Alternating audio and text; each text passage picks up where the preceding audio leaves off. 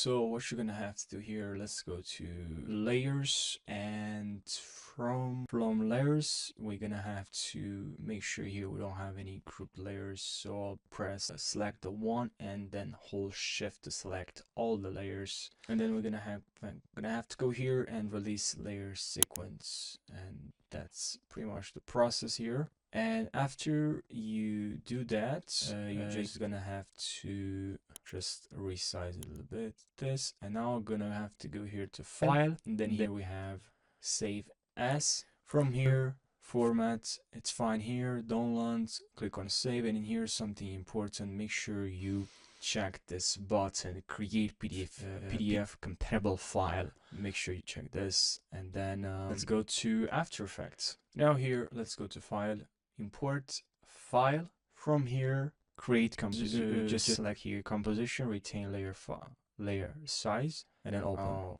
Okay, and now from here we have our file here.